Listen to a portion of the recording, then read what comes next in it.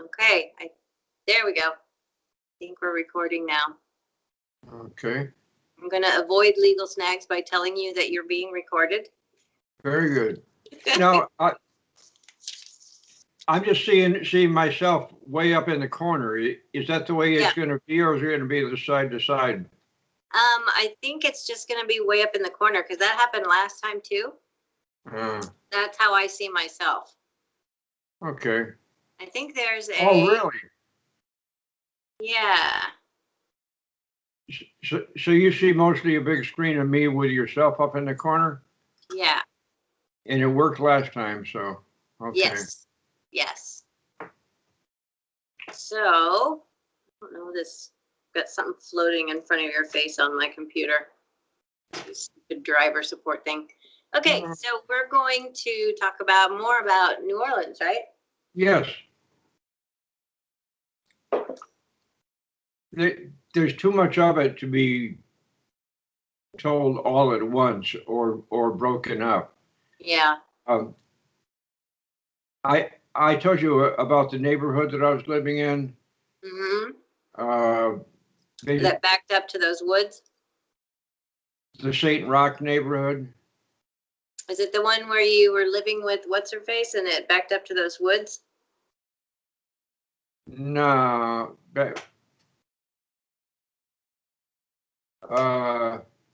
New Orleans, 8th Ward. Not the French Quarter, but downriver from there. Okay. And I was living with Cami Moniz. Before it was a French colony, it was a Spanish colony, and that's what her family dates from.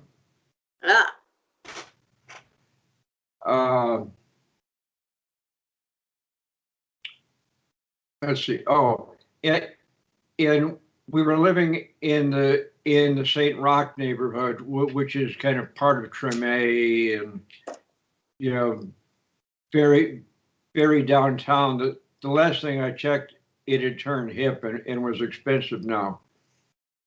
So, yeah, as they do, right? Someone should have followed me around taking notes, because every place I've lived has gotten enormously inflated after I've left. Yeah. Yeah.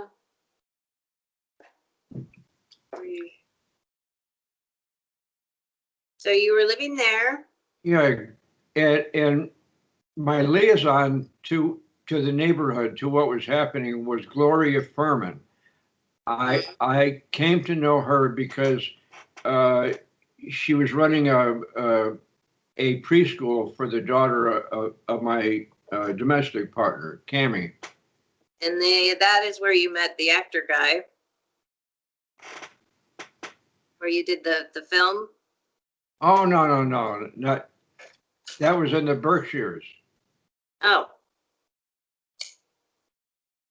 Somehow I got the preschool thing mixed up. Okay, oh, so. No, I preschool, not free school.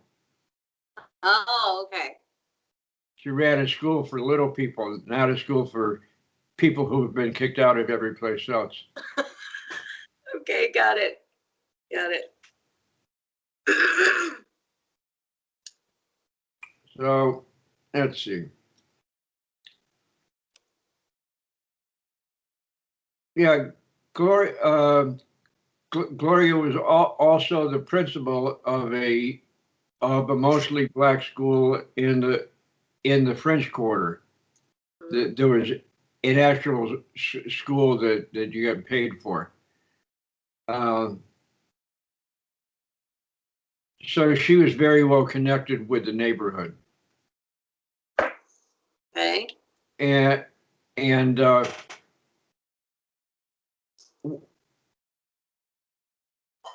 I mentioned about having my truck decorated as a float for the carnival parade.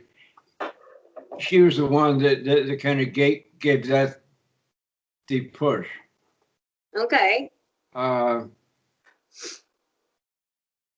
see.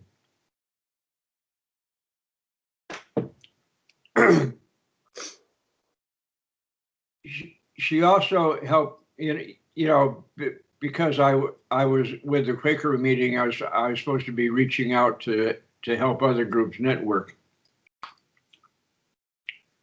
And she got me a ride in a van with a bunch of SCLC kids. You know what SCLC was? Southern Christian Leadership Conference. They're civil rights troublemakers. Okay. And we drove over to the big SCLC conference in Birmingham, Alabama. And that meant that me in a van full of darker shaded people were driving through the route that had been quite hazardous in civil rights time, Oxford, Mississippi, and some of those other towns. Oh, okay. And there was always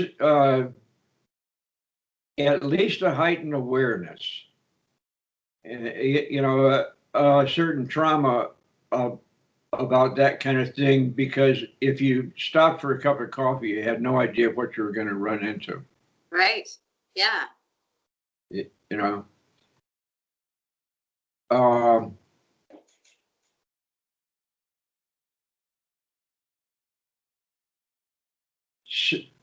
So we made it over.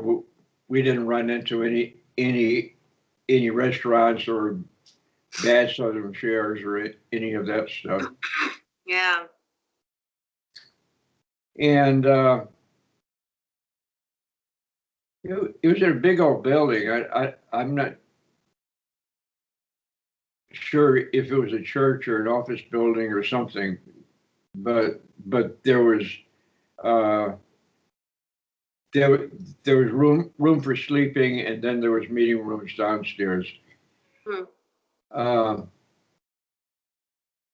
Let's see. Oh, so the cars are coming. A lot of folks are coming in from all around, and I'm still kind of Quaker meeting thinking, what's the agenda? When are the meetings going to be? What are we going to be discussing? Very organized. And for the benefit of people like me, they did have an agenda and a schedule, which they could completely dismissed. They just ignored it. Yeah, we have our greetings and we get acquainted, and I'm tired, so I go upstairs and get to bed early because we have stuff to do on Monday morning, or rather Sunday morning. Uh-huh. Mm. And they're very noisy. A lot of folks talking and carrying on into the night downstairs. Uh-huh. So next morning comes, and I go downstairs, and everyone's packing their bags and leaving. I say, where's these meetings? And they say, oh, we took care of that last night. What? Just got it all done. That was another lesson in the way white people do things versus the way black people do. They get it done, but it's in a very organic manner. Uh-huh. And social. Hmm? And social. Yeah. Oh, yeah. Yeah. Okay. So then you just woke up and drove everybody back? I wasn't driving this one, but yeah, I get driven back. There's a small gray cat looking up at me. I'm glad he's. Oh, so she's showing herself a little bit now. Yeah, I'm glad she's got the nerve. All I have is jelly beans and seaweed and mixed nuts. Nothing with and biscotti. You don't like biscotti, do you? Yeah. So. Sounds like the socialization of the very shy cat is coming along. Yeah, we've had a lot of success with Play the with Chase the Laser Dot. Good, good. And I know that cats have very sensitive eyes, so it's caused me to wonder what is it that the cat is seeing that makes them so crazy? You Yeah, know, yeah. some marvelous, sparkling entrance to the This little next red dot. world or something, but Yeah. and why doesn't she figure out that she's never going to catch it? Right. I mean, otherwise she's bright, but Not in that arena. not for that red dot, no. Oh, funny. So we're getting along, and I have some smoked salmon that I give her a little piece of, way off. She kind of just. Yeah, and she'd dare and kind of nibble on it and run away. So we're getting there. Good, good. Yeah, I figured it was going to take a little bit, but I'm glad to hear that progress is being made. Yeah. Good for, Well, for you to have a living being there with you. yeah, she stuck with me, whether, Yeah. it, She'll eventually become reconciled to her fate, right? yeah, I think so. She's seems to be figuring out that it isn't going to get any better, and I'm the guy with the food. Yeah. I've been meaning to ask you, what is that weaving in back of you? You see that weaving on the wall behind the St. Francis statue? The weaving Oh, hanging. the corn girl. Yeah, where did that come from? Oh, that was from the mansion in Denver that I rented. Okay. I, I Cool. I basically stole it. It was it. I think that it was collected in the 30s or 40s. It's really cool. I like it. I don't think you had that on the wall the last time I was at your apartment. Yeah. Maybe I had the computer tilted another way. Oh, maybe. Yeah. Anything else exciting going on? Pardon? Anything else exciting going on? We're going to get you vaccinated and keep doing the weekly things. And hopefully, pretty soon after your course of vaccinations is done, we can get together in person and Yeah, wouldn't that be nice? go for a drive or get some ice cream like we did last time. Oh, That would be good. Yeah. yeah. So we'll plan on that happening whenever the vaccination is done and effective.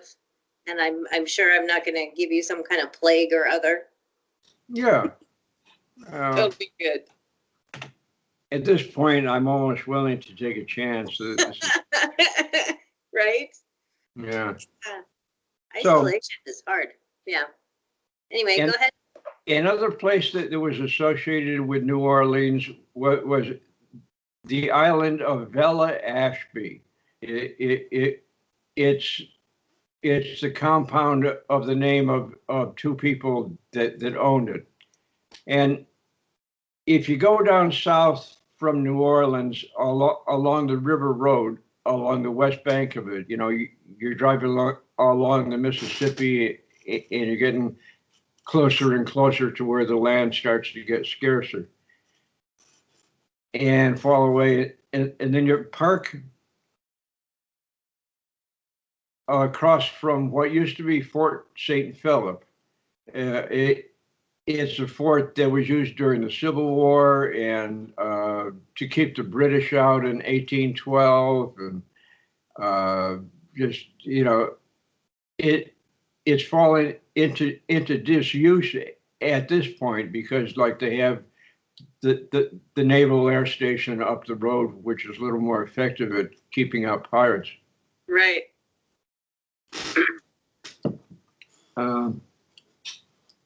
But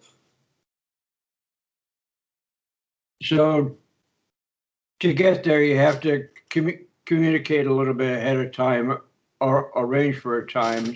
So I drive it down the road and park by the river, and in this nice little kind of sturdy putt-putt passenger boat comes along. It's like I don't know, 6 passenger or something. It's not a huge one, Yeah. but it's a workhorse shuttle thing. Yeah. It's the only way that people can get on and off the island. Let's see. So a friendly person picked me up in the boat, and we go over and park the boat and walk over their levee. And there's several buildings, 3 or 4 of which were former officers' quarters. And that's where the people live. I stayed in a main building that it had a bowling alley in it for some reason. This was like officers' recreation, or they must have gotten very bored there at some point and put in a bowling alley. Yeah.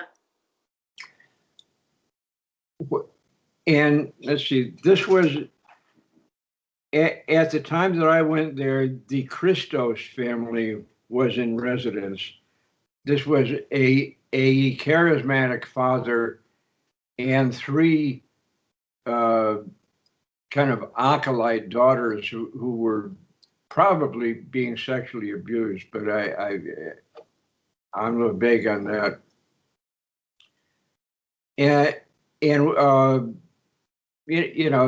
they'd have these periodic get-togethers for people in the extended family, and I guess I had the invitation, so I was in the extended family.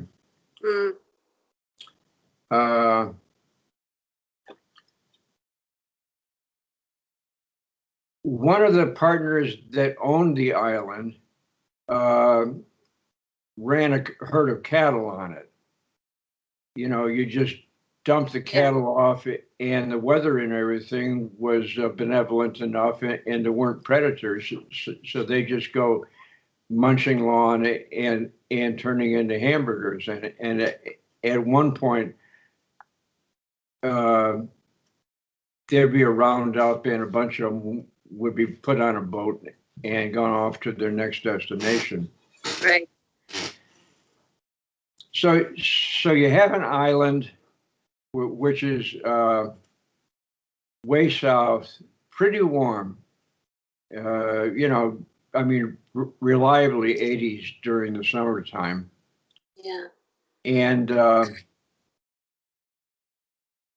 bunch of cows and a bunch of cow patties. In that ecosystem, that means that you're living in a psilocybin garden. Okay. Because that's what grows on the cow patties in August down there. Okay.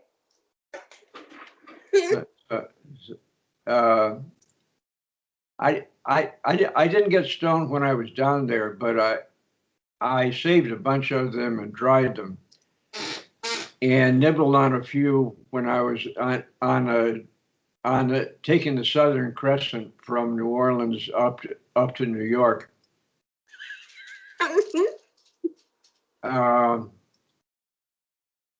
Some friendly people in the next seat were trying to teach me a simple card game, and my mind just couldn't handle it.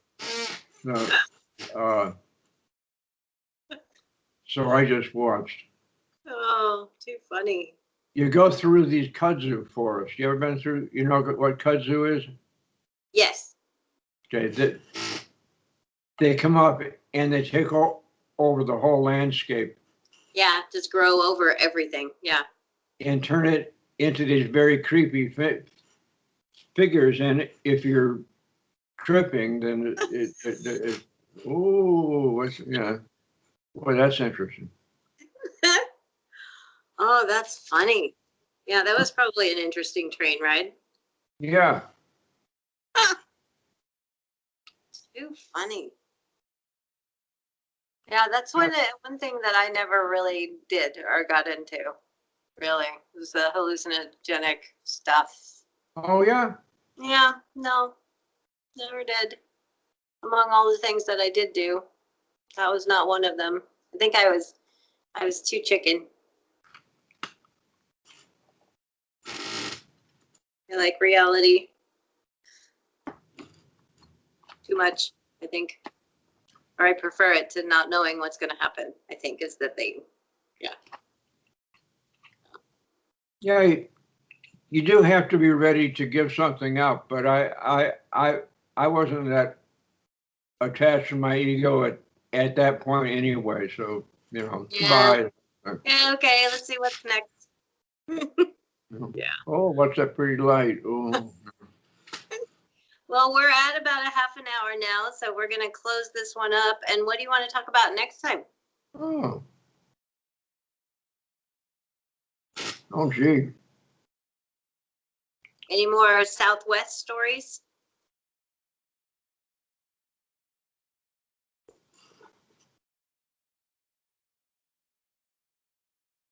There was a time that I got into a fist fight with my Cherokee half-breed girlfriend. Yeah, I remember you telling me about that. She was a wild one, huh? Yeah. Yeah, okay, well, let's start with that next time and see where it takes us. Okay. Awesome. Okay, I am going to wrap this one up and we will talk again. And don't forget to call about your vaccine stuff. Call Peter. Yes. Okay. All right. I will talk to you sooner Thank you then. so much. Bye. Bye for now.